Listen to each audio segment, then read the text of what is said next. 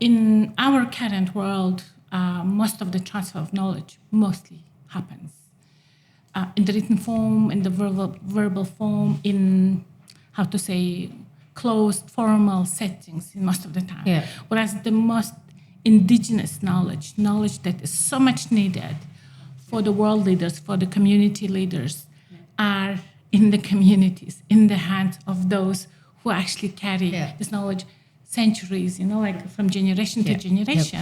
It's impossible to have these conversations where, on the one hand, we want it to be just, we want it to be inclusive, we want everybody to be on board. But at the same time, the people who are creating the biggest fire, who are evicting those people that are, in the indigenous communities, that are causing their lives to be lost, are given the biggest seats. That's only environmental issues. Is it? Or is there a bigger scenario up there?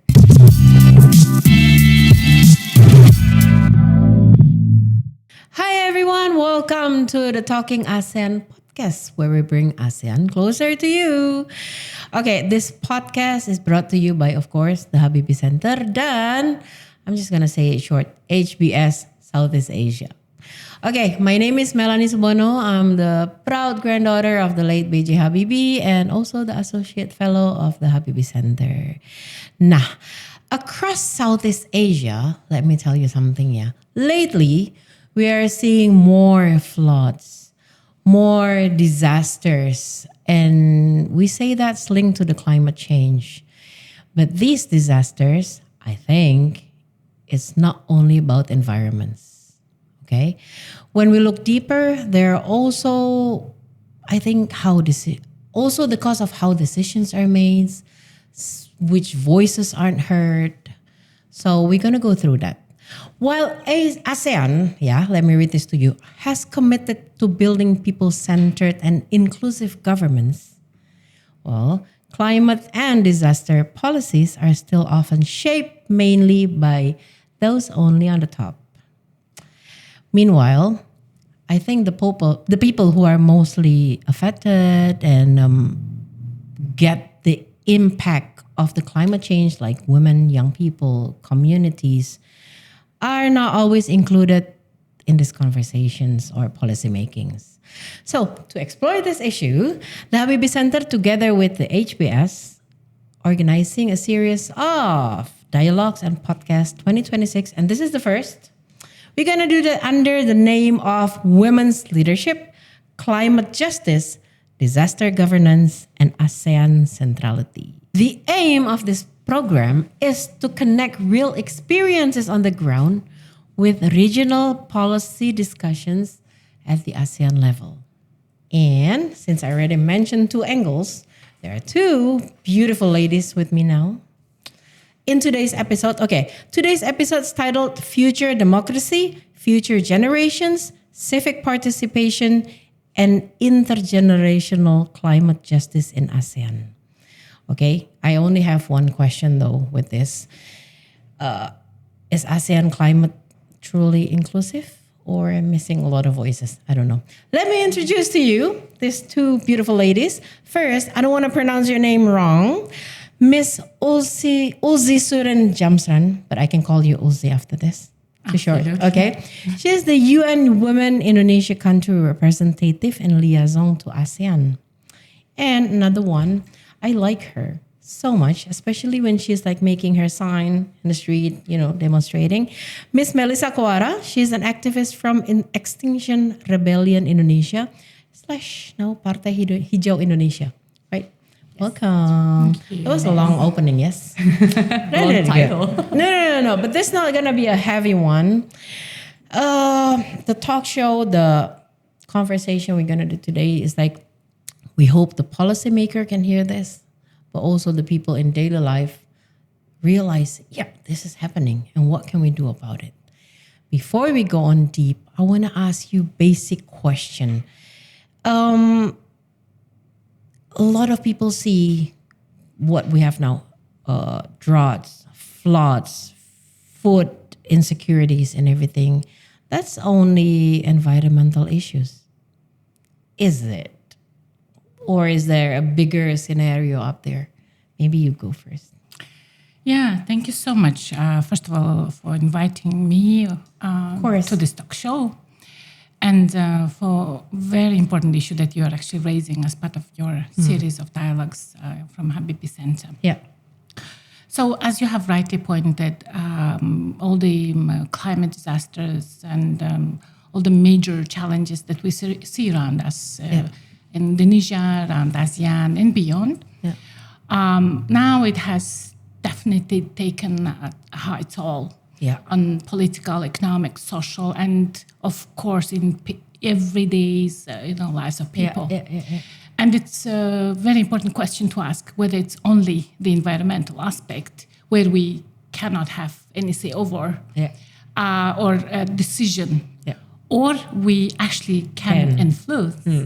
And our response is definitely, it is an environmental issue, definitely, but most importantly, it's a democracy matter because it's an issue of fairness, it's an issue of equality, participation, and then, of course, the outcome of it.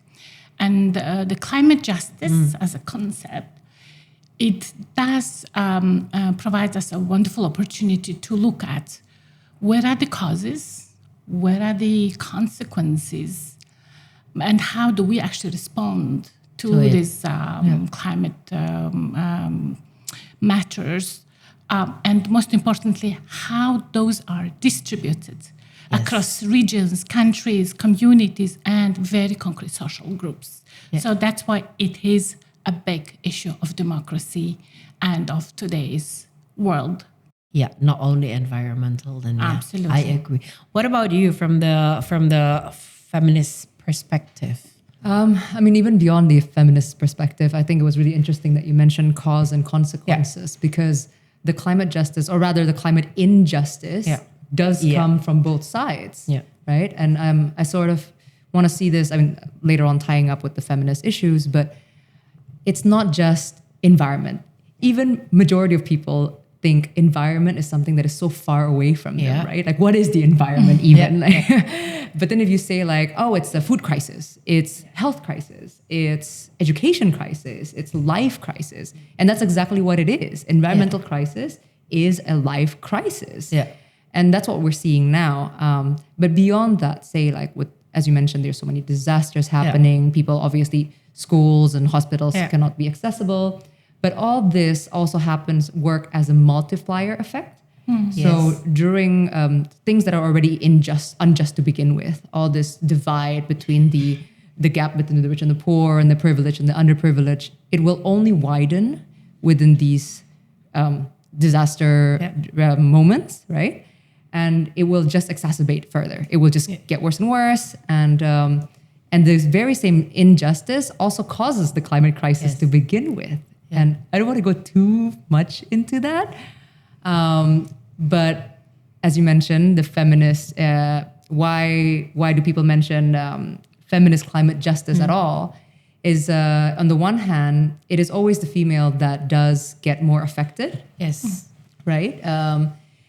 Because usually female are the one who's underrepresented, underheard, and they're also the one who holds all these economic burden that are not valued in today's society because it's not written on paper or it doesn't contribute to GDP. But without it, everything collapses, right? Without women's participation, everything will collapse. And the climate crisis makes these type of lives more difficult. Getting water usually is under the female's responsibility. Food, provide the food, correct, and violence goes taking care up. of the elderly, children, everybody. So it really is very much connected, and I'm not sure if this is the moment where we want to deep dive or.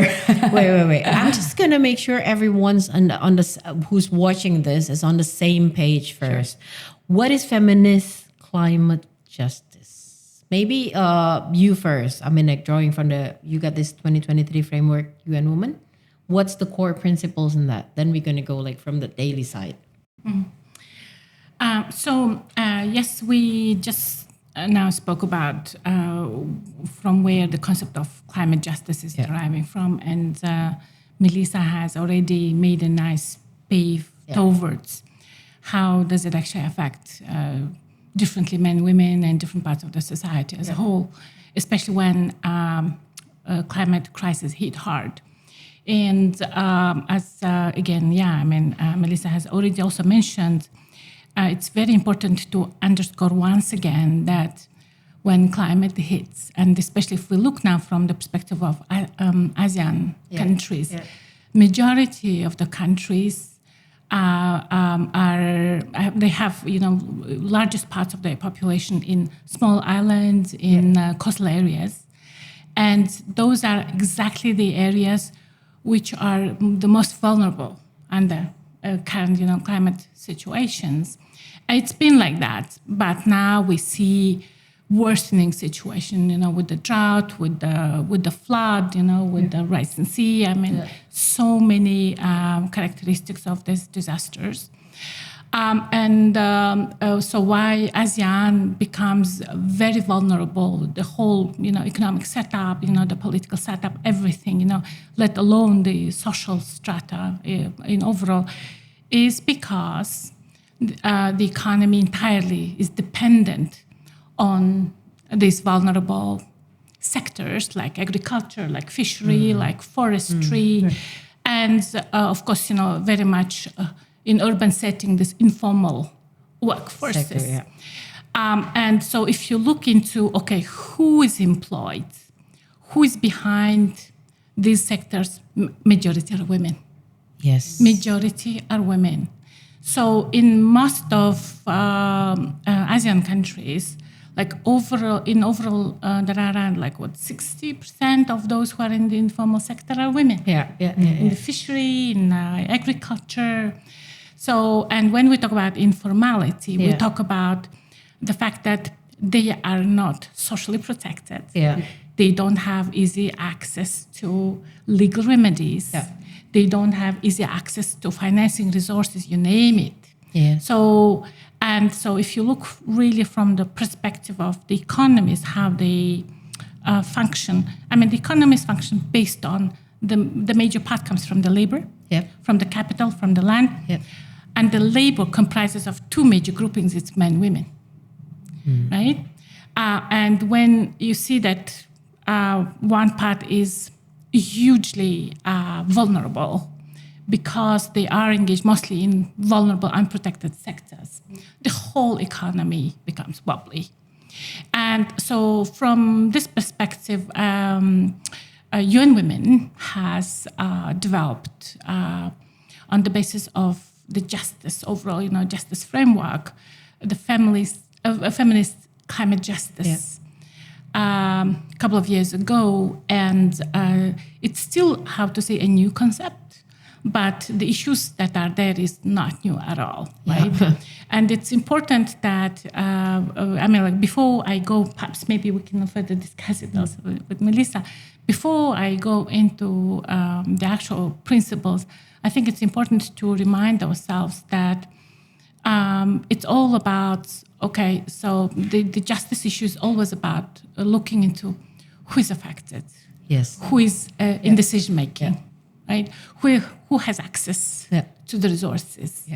And so the feminist climate justice actually helps us to have a deeper dive into an understanding of, so who is actually affected by climate actions or non-actions? Who is seated at the table when climate crisis hits us?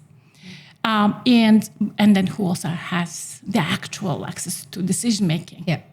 And from our own evidences, we know that those who are part of the cause for climate disasters, for climate change, those who contribute biggest to the climate disasters, they have the biggest responsibility, they have the biggest leverage for the resources, but they don't necessarily consider the actual situations of those who are hit the worst by the consequences.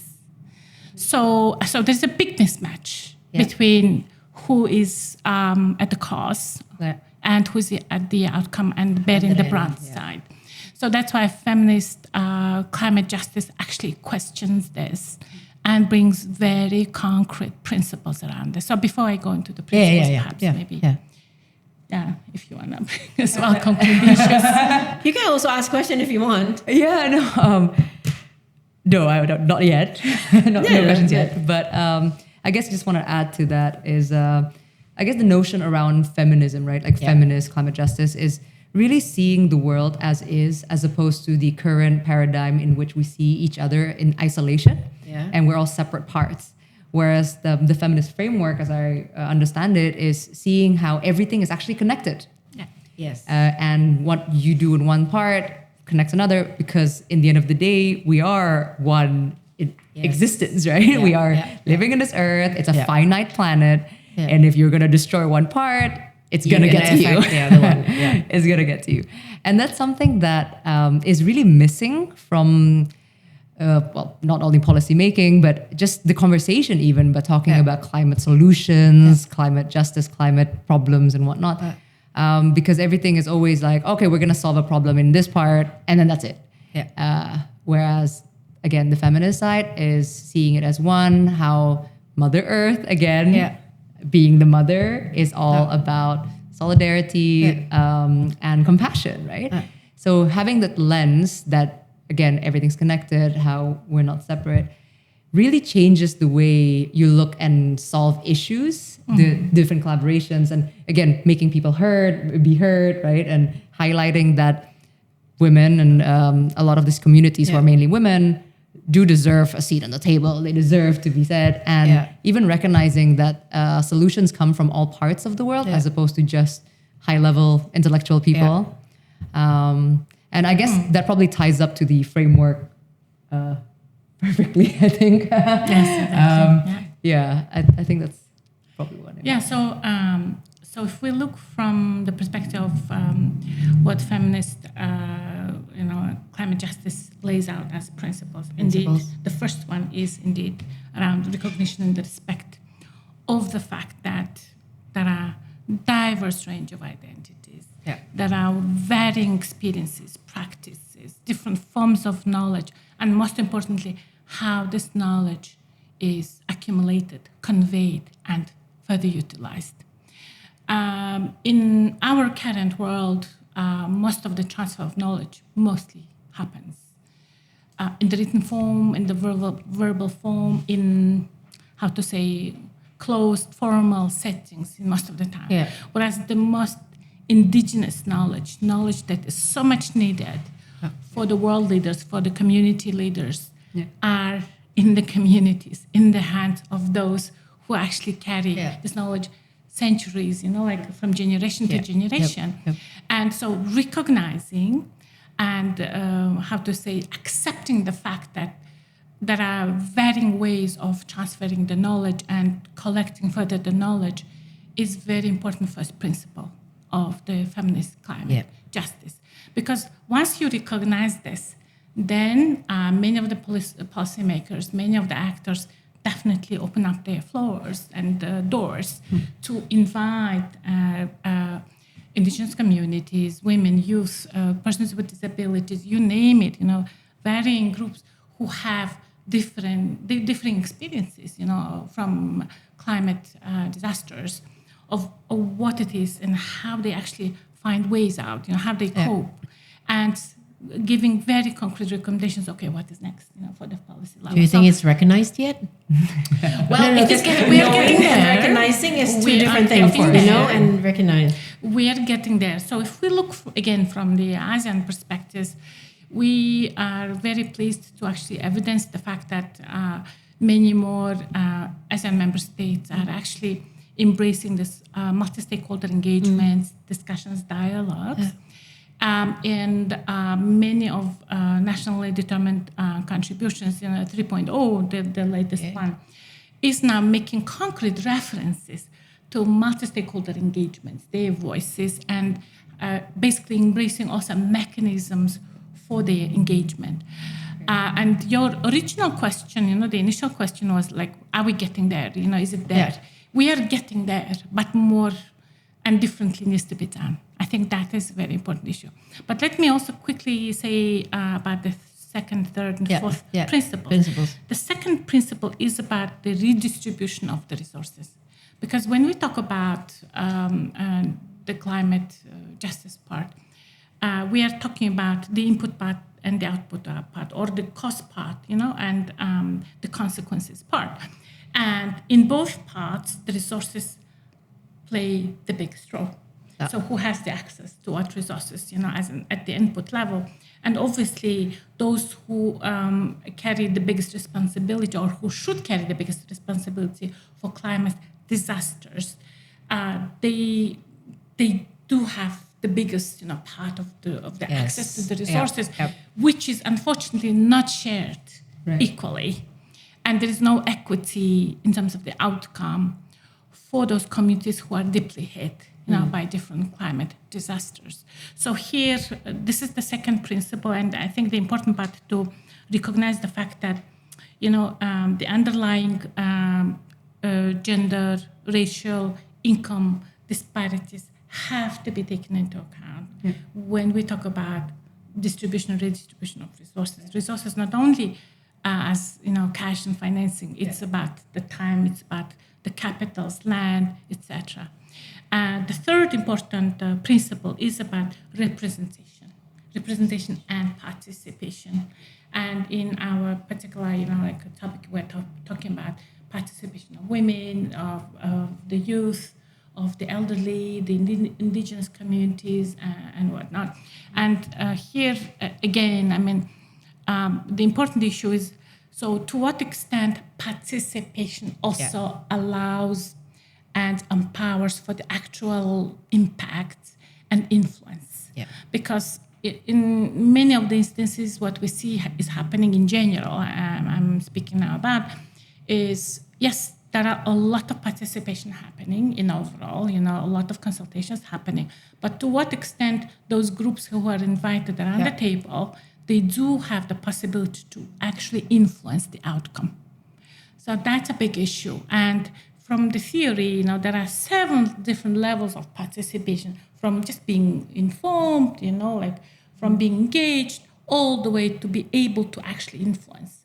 So, and we would need to assess, okay, which level of participation we are talking about. Are we talking about at the level of being informed, or are we talking about at the highest level, to be able to influence?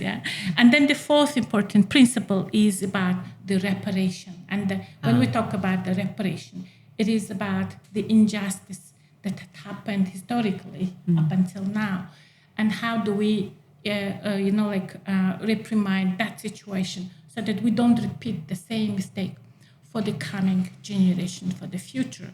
And the important part is, okay, how do we now understand our own role being the connector of the past and of the future in this particular situation, also through the feminist lens. Cool. You want to say something? You look like you do. Well, I did, you look like you actually. Do. You look like you do. Go. I just wanted, obviously it's really great to have this framework, right? And the question is, how far do governments actually implement these frameworks? And disclaimer, I'm not very knowledgeable in terms of how governments are outside of Indonesia. But we can see in Indonesia, obviously none of this is actually happening yet. I'm a very hopeful person. If I'm not hopeful, I will not be here today. Otherwise, I'll just be shutting off myself in my restaurant. But yeah, so even from the recognition, for example, the very first thing you were talking about, indigenous knowledge, and it's very I guess upsetting to see in Indonesia how indigenous communities are still always sidelined. Even though I don't even see the line, way away from the line. Because we're supposed to have a policy, right? Undang-undang about the indigenous communities. It's been ongoing for how many years? I have no idea. We haven't have that. None of that. But of course, if we look further, the reason why it's not enacted yet is because these indigenous communities are the one protecting the land that the political elites would like to take for their own extraction and their own businesses that causes the climate crisis to begin with. So it's a really complicated situation behind it. But of course, now that there is a framework, the people can demand it, right, through all channels and means that we have, to actually enact climate justice for our own survival, including those political elites whose mines and palm oil plantations will be destroyed anyway in the climate crisis. But that sort of that again, like that connectivity, the view of the world as one is severely lacking in policy making, at least in Indonesia. I can add on a positive note. Yeah. We like positive and hopeful note. From the very recent example of, and that's to my knowledge, and I'm sure there are also others as well, but I understand that more needs to be done for sure. So one example is, immediately after Aceh and Sumatra, when government actually convened their own coordinating body through Kemenko PMK, they have developed the strategic plan, which first and foremost, they have consulted with the communities. Okay. So they took the plan to Aceh, West North Sumatra. They sat down at the level of the deputy ministers, heads of departments from Jakarta. They went all the way there, sat down, heard the community's voices, women, elderly, youth. And as they say, it was very powerful, very, very powerful. And on the basis of this example, I wouldn't say that this is the only example, but this is one of the recent examples where we have seen how critical it is that, the policy and decision makers don't necessarily only cascade and delegate their responsibilities, but they have a direct touch with affected communities so that they hear themselves, they hear them. And what had also happened is they have brought the voices of communities then to their consultation with broader civil society actors as well. So I think this is a very powerful example how the climate justice is being put in action. And from the feminist climate justice perspective, it was very powerful to see that, at least half in the room were women. Okay. From intergenerational background. So that was really very powerful. Now the issue is, how do we institutionalize? Right. How do we make sure that it is not only embraced through one or two major policy actions, but it becomes a whole of government action as a main modus operandi? So that is the issue. Okay. Yeah, because usually, it's the most current example that just happened. But we're hoping that it's not stopped there, but it's becoming, But then again, I'm gonna talk about that later, because when we talk about government, it holds the economy. Economy also make the one with the climate change, and it's just like going round and round and round and round, and it's a never-ending thing. Okay. Speaking of climate, feminist climate justice, how do you see that strengthening the governance, democratic governance, like females there? How does it strengthen the democratic governance and their own accountability in the region? How? Yeah, so so since it's about the region, in the region we have an amazing intergovernmental body, which is ASEAN.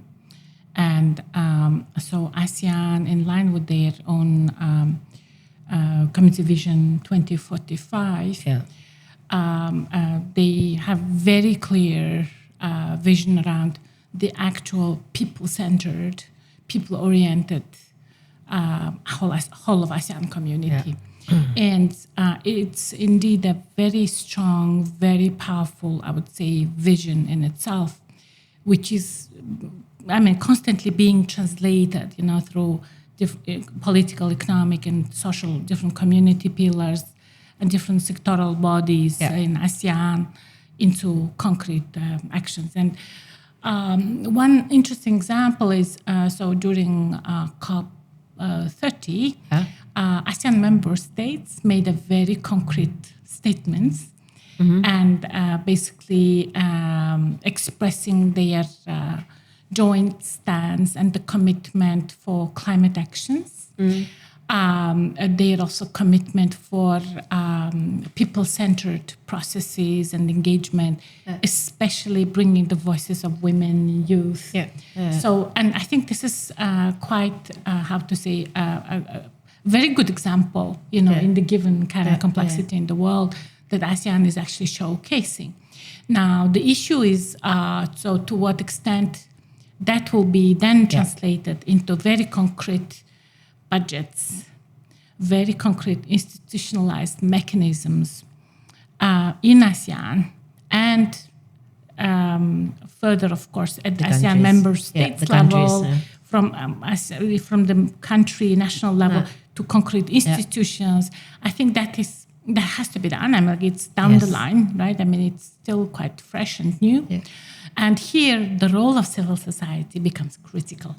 Okay. Really very critical. How so? And so one of the major, actors from among civil society, broader range of civil society, of course, are climate activists, dedicated rights groups, holders themselves, academia, media, private sector. So this is like a wide range of very important actors, and so. One of the things what definitely needs to happen that we see,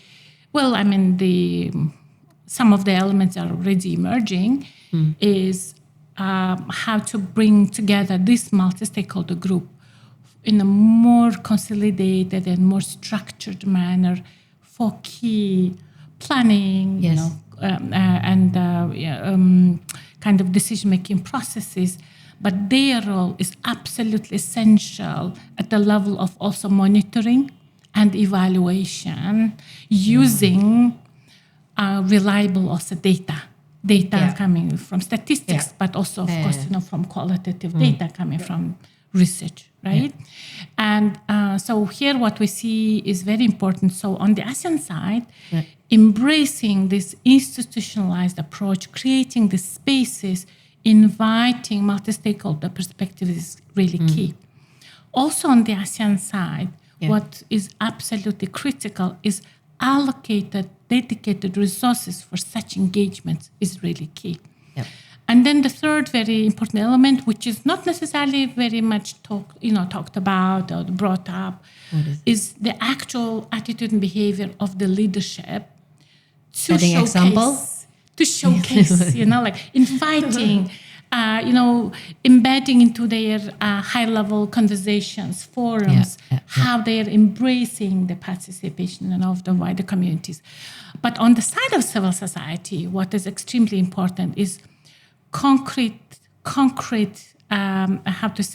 formed, shared also demands with very concrete also solutions. Usually what we see is there are concrete demands.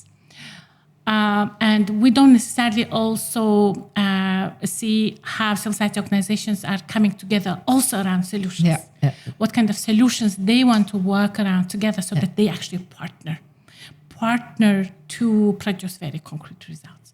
So this is what we see as an important, avenue for both the institutionalized side, but also from the overall community side to invest. What is the big, we'll come back to there. For you, community, civil people, female, of course, taking part and your participation is needed. But for you in your daily life, what is the biggest barrier for you to participate actually? For me personally, it's very different. Obviously, everybody has different backgrounds. But the first fundamental thing that we're lacking is actually knowledge. People don't know that there's a climate crisis going on. I have a lot of people who actually, I don't even believe that. That's not even happening. And that's very common here in Indonesia. And it's even more sad to see, forget head of state, but people in key positions actually spout things that are very anti-science, right? And that's what we're seeing these days, where there's a rise of power of people who are leading to populism, through, borderline fascism, right? And these people are not making policies that are aligned with the science today. It's completely, I would say, delusional. I don't know if you want to cut that part, but I don't know. It's kind of delusional sometimes. yeah. But but- actually, I wanted to tie it a little bit back to the institution side that you Yeah. were mentioning, and I think it's really great that ASEAN is able to do these like really strong statements. Yes. But if we're talking about COP, for example, Indonesia was known to be the what was it, the carbon king or something like that. With the whole show with we go like, thank you. No, but beyond their show business spiel that they do, but they also brought the biggest polluters Yes. as the delegation. Yes. And it's impossible to have these conversations where, on the one hand, we want it to be just, we want it to be inclusive, we want everybody to be on board, but at the same time, the people who are creating the biggest fire, who are evicting those people that are, in the indigenous communities, that are causing their lives to be lost, are given the biggest seats. So it's on the one, it's something to work on. Of course, it's everybody's role to push them It's out. everyone's homework too. Everybody's homework. And I completely agree that civil society do need to have this persistent call out, right? I call like polluters out, because the framework's already been done. As you said, like there's people who create the biggest damage must pay the biggest portion. Yes. And it's everyone's job. So coming back, solutions, right? So one is knowledge. I think it's absolutely necessary for the education system to embed all these information as well and really roll it out. With the movement Extinction Rebellion, actually, we have 3 demands. And the first demand is for the head of state to declare climate emergency and roll out climate education through formal education, mass media, and every channel they can possibly think of, to really give the people the know-how and the basic information on how to help with the situation. And not just how to participate in fixing things. Right. Because we obviously cannot help if we don't even know there's a problem to begin with. It's crazy. And on top of the know-how, they also need to give us the resources, of course, to help the situation. As you mentioned, ASEAN is also needing in funding and whatnot to maybe engage the people in a meaningful way, make programs in the areas because And that support as well. right, and all that need money, right? But at the same time, a lot of the government always says like, oh, we don't have money, it's expensive. But if you look deeper, the money's there. It's just used for things that create the climate crisis to begin with. It's opposite. It's as a circle of, I'm trying to find a nice word for that. But then again, we talked before we start this, if the regulation on the this climate thing is good, it's also going to make the economy better. Correct. Right? Cost of living lower, then the economy better, then of course we're going to have more proper education. But then again, now it happens because the money comes from the people who causes this. Right. And so, is there any I don't know, any way or regulation or anything to push that?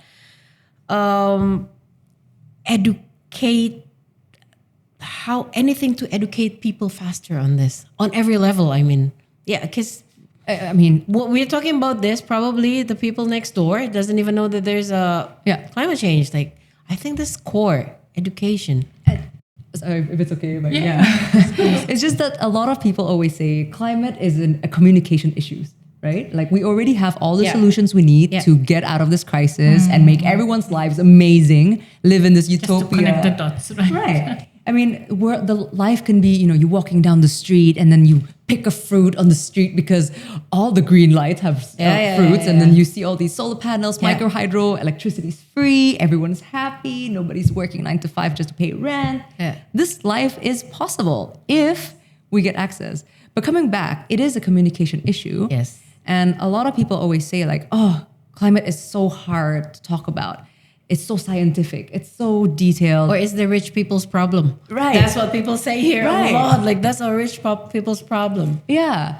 But if you think about COVID, COVID is also not that easy to understand. And yet, with the political will, with the commitment to actually solve it, it was rolled out really quickly everywhere. Billboards, radio, you name it. Everyone is engaged. Yeah. Why can't we do that with... Okay. Well, we Yeah, can. we're thinking the same. Like, is there probably some people doesn't want things to be heard by certain people? Is it? But then again, okay, we're getting out of this. But it's solvable. Yeah, we'll it's get solvable. to that later. It's solvable. It is Yeah. solvable. Yeah. I believe because you said before, probably some of this happens because of, people, policies, whatever in the past. But then again, we're leaving this earth for those next Future other generation. Right? Like, where is this? Yeah, go on. No, I just wanted to also bring some examples, like why feminist perspective is so much needed Yeah. in this whole Yeah. solution space, be it, from the institutional side, from Yeah. policy side. And I hope that listeners, viewers, of this conversation Yeah. will also think whether they know similar cases and link it back, whether it's linked to climate or not. So Yeah.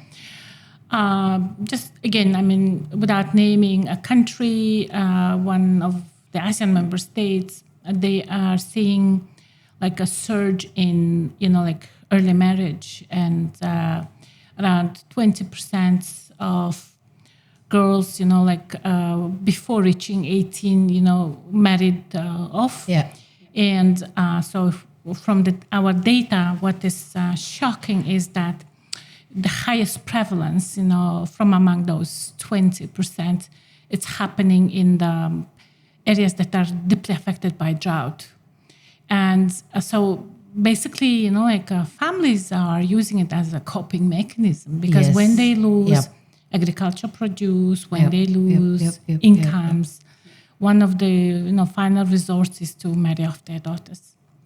And Yes. and there are so many unfortunately, cases of this kind, which we don't necessarily link as a consequence, to the climate change. And yet it is them and her daughter and their daughter and the generations to come, they bear the brunt, of this non-action or wrong actions that should be done today, not just, not tomorrow, today, Today. right? And it's indeed exactly about equity of how these resources are distributed, who gets the seat at the decision-making tables. And of course, whose voices are actually heard. Yeah. So it just drills down to that. And I think one of the reasons why it is not in public and why a lot of people don't still understand is really bringing, this conversations around the why. So why me and the climate, why the struggle and the climate, why all this economic downturn and climate, having all these conversations is really important.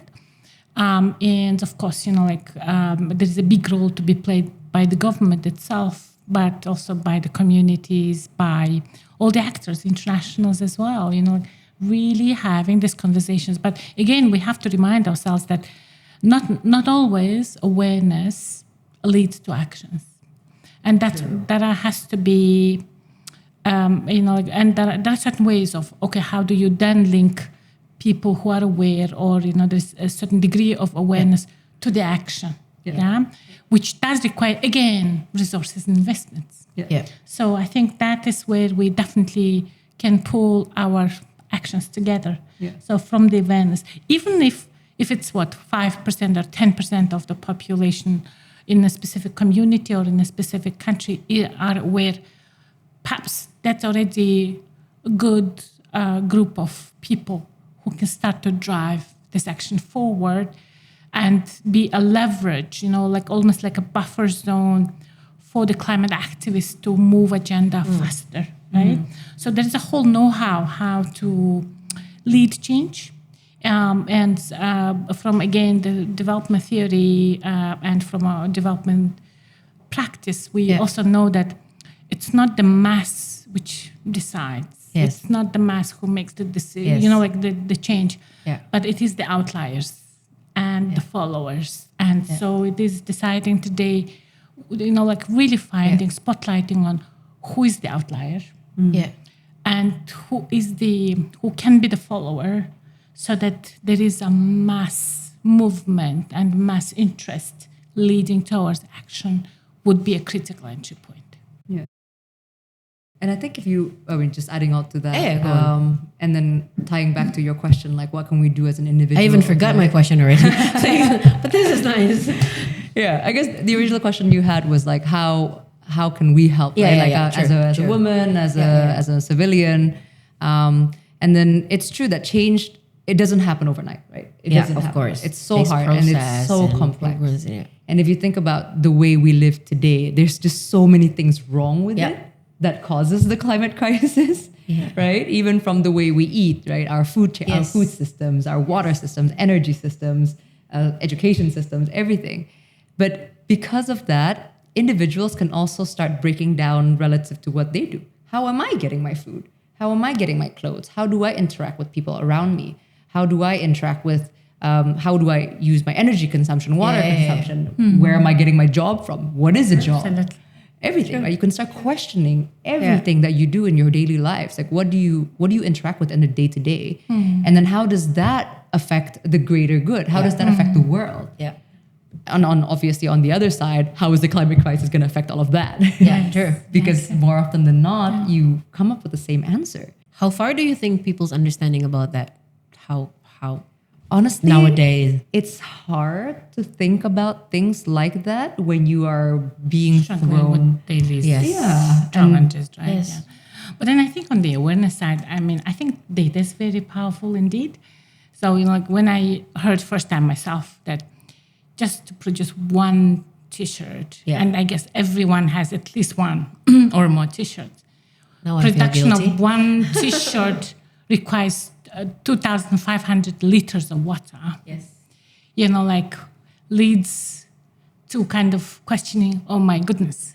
Then you have other things are produced and wasted, literally, Well, yeah, but just want to be very clear on that. We are all hypocrites, right? I think we need to accept that. Yes. We are modern society living in this world, indoctrinated over hundreds of years that this is the way of life. It's in our education system. It's in our books. how we compete, how we look. Yeah. Exactly. Yes. And that's why I always go back, okay, go to the civilian side. Right. Like what can we as a daily, but So we can absolutely do better in all fronts. Sure. Yeah. Do better. Maybe like share clothes, plant your own food, support your local support your local farmers. Yes. All of that. You can, sure. But at the same time, if you think about it, it shouldn't be legal to have these corporations take away 2,500 liters of water For from a one T-shirt. Yeah, from one neighborhood who is now suffering And then from going drought. and burning them only because they cannot sell it. True. That's crazy, right? Yep. So, sure, we can do better. Yeah. But there's something fundamentally wrong with the way the policies are made right now.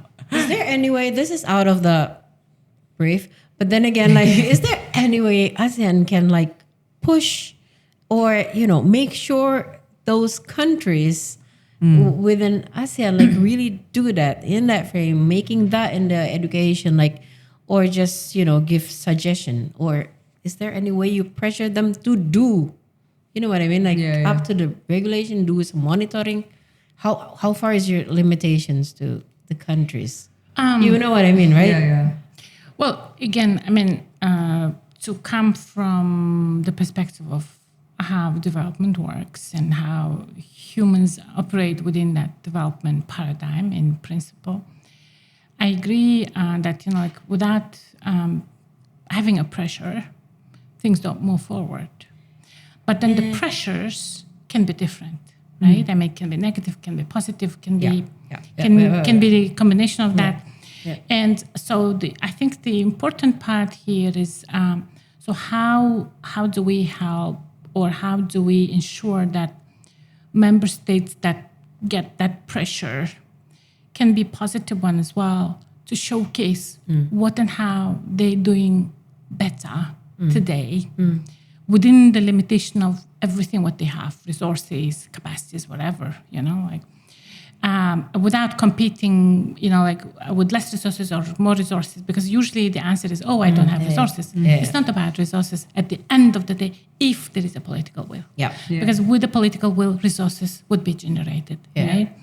So that's why, for me, there are three concrete things that can definitely happen if we follow the logic of how development progresses. One is, well, basically the four, right? One is, again, going back to feminist climate justice principle as well. Really accepting the complexity of the world, first and foremost. Complexity of the world in such a manner that it is embedded into laws, policies, their actions, institutions, saying, okay, yes, we have the responsibility to solve, but we cannot do it on our own. Yes. Accepting that fact. Yeah. And opening up the doors, embracing the participation of those who are at the forefront. That is absolutely key. Second major thing, again, from how change happens in development, is even if I have totally different view, I'm happy to sit with you and have a conversation. Because why things don't move? Because we are afraid to speak to each other because we have different views. That's why we sit in different rooms. Only those who speak the same language, they're convened in the same room, others are in other rooms. That's why things don't happen.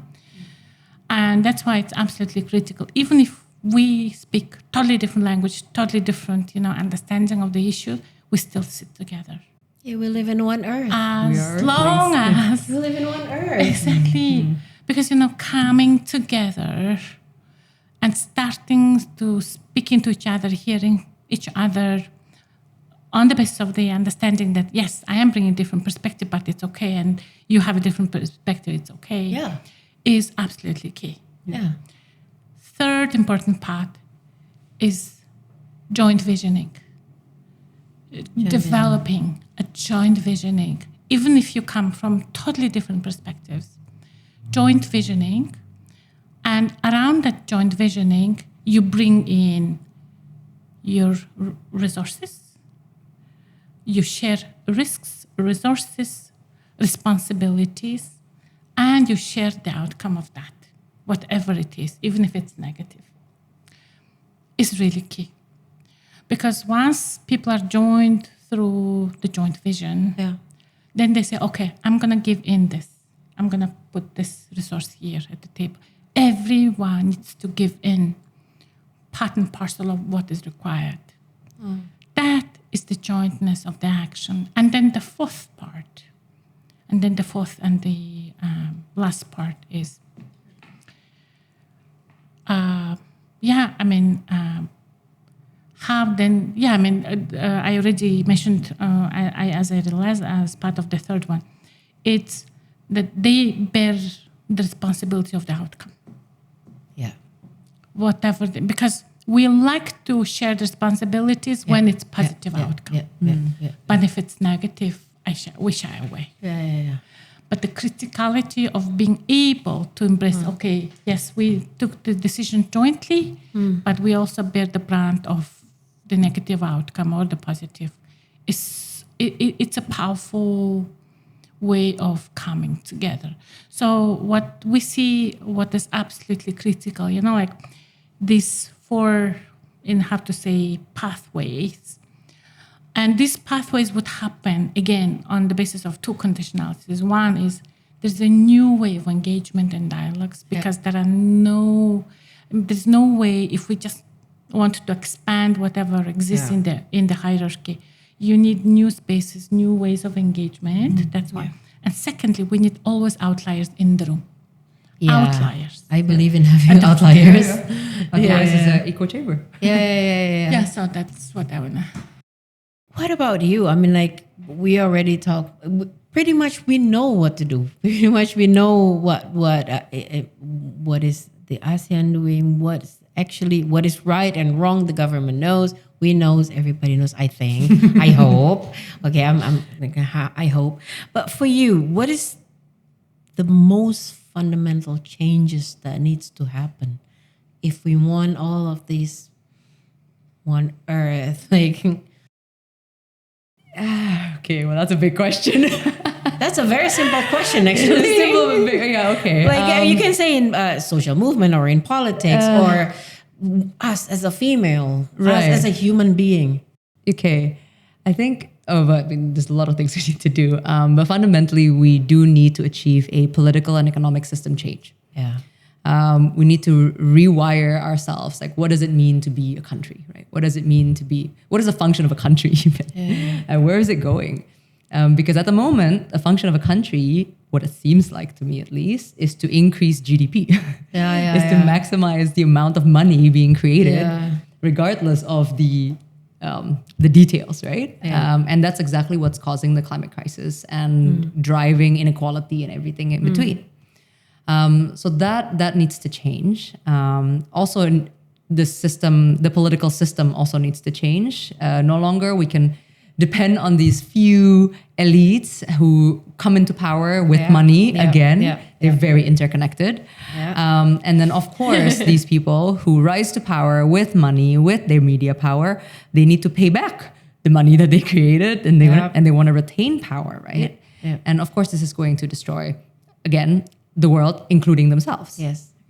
But perhaps in the more fundamental way, us as individuals, the first step is to recognize that we need to change the way we view each other, right? It's no longer like this egocentric, human-centered world where we are all individuals, separate from each other, but yet we are all connected in the eco-centric world where what you do matters. And this ties back to the feminist issues because that is how the world works. And yet it is not adopted as mindsets. Of course, we cannot be blamed because, again, years of indoctrination telling us that we are individuals to compete, to create, and big is beautiful and all these things. So we have to do a lot of unlearning, unpacking all these things, relearning, learning again from the indigenous communities, the knowledge that are somewhat lost even, right, over the years. Because, I mean, in today's world, indigenous knowledge is seen as primitive, right? The way of life is I mean, in need of development even. So we destroy that way of life that is actually in tune with how nature works. Because in the end of the day, we are in nature. We totally forgot that. So once you change that mindset, I think everything else will follow. But of course, how does that translate, right? How does that translate to everyday lives? Well, for one, we know that we need to change from this crazy individualist world that is self-destruction into this beautiful, thriving society in which we recognize each other as earthlings. From one place to another, you can do many things. You can advocate against the old system. You can fight against the injustice in the old system. You can help build the new systems through frameworks or directly creating the new world through creation of new businesses that is aligned or new communities that centers around democracy and whatnot, take over even democratic processes and things like head of village, for example, and then you create this democracy in their own communities. But the point is that everybody has their own sphere of influence, right? And everybody have their own sets of knowledge and know-hows and whatever it is that you do and privileges that we can use to shape this world and move it from the old one to the new one. And of course, it has to be done with full of compassion, right? And it doesn't help if we attack each other because we've also seen that, right? Activists attacking other activists that are not agreeable or governments attacking this and that. And I'm sure ASEAN got a few brunt of activists. Oh yeah, I'm sure of that. I'm sure. I'm so sorry for that. Some people are just haters. Haters gonna hate. Haters gonna hate. Taylor Swift say so. But I think important thing that you have mentioned is everyone has a power. Everybody has power. Everyone. Of course. Everyone has So power. there is a beautiful, I just want to put the metaphor of 15%, right? Just for everyone to understand easy, there's a wonderful concept called everyone brings a 15%. So Everyone brings a 15%. 15%. Okay. And then it is you decide Yeah. whether my 50% are in or out. Okay. And that's why it's very important that when we know that, okay, my 15% matters, then they would act. But when they don't see that, okay, they do have that, they might not even try to intervene. They feel powerless. Yes. Right. Yes. one. Everyone has Yeah, 15%. And people power works. Always. Oh, yeah. People power Absolutely. always Oh works. yeah. So Absolutely. at the very least, if you don't have the capacity to do all these things to contribute to building the new world or leaving the old one, you have a voice. And this voice can work even if it's not in public. You can talk to your neighbors, you can talk to your family, you can talk to your school, and all this creates a bigger movement, a bigger realization that a new world is not only possible, but it is coming. And we can all take a part And you in are a birthing central that part one. of it. And you're a center part. See, it comes beautiful. Okay, I think we're coming to, kind of the end of this, but let's forget the formality and formal, questions. All You right. guys, both of you are female. A mother, a daughter, A grandma. your grandma. A grandma, I'm an a aunt. girlfriend, a wife, whatever. Put that formal language aside. What do you do in your daily life to teach, to make sure your kids, your mom, or your neighbor, or your, still have their earth one day? What do you do? I mean, like, you cannot In a tell your kids personal way. reading all the, regulations or whatever. Yeah, I mean, in a way, I can say everyone has a mission, in their own lives. And mission is something that doesn't disappear, when work finishes, right? And because that's exactly what connects your daily work, actual work with your life, or the other way around. Because life is comprises of everything. Yeah. And so my major mission is how to help everyone, be it, at work or in the community or even in the, you're as a passerby, you see something.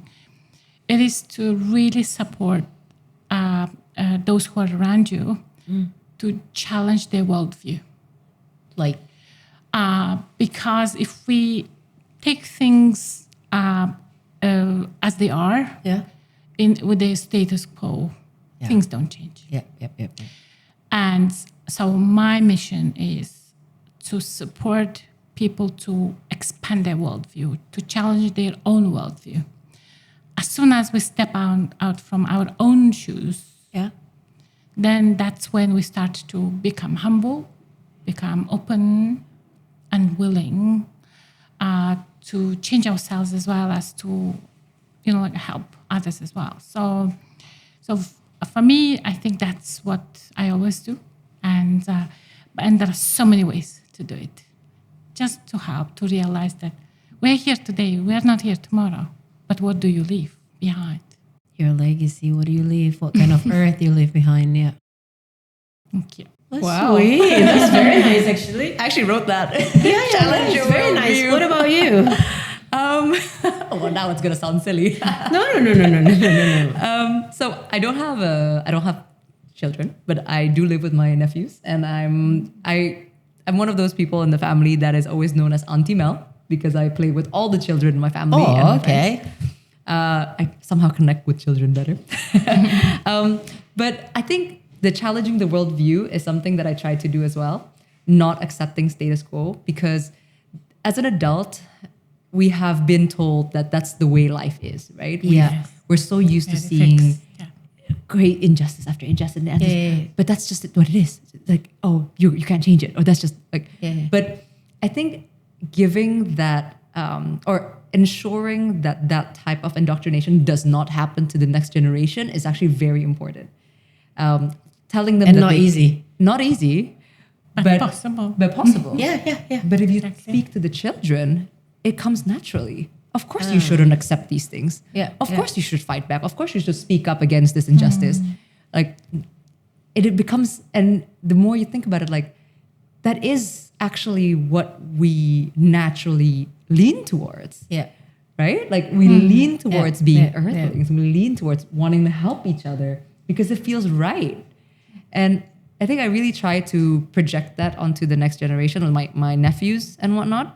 Not only like, say if I'm making a protest sign and then they will be like, yeah. oh, what are you making? I will actually explain it to him. By the way, she always have cool protest signs.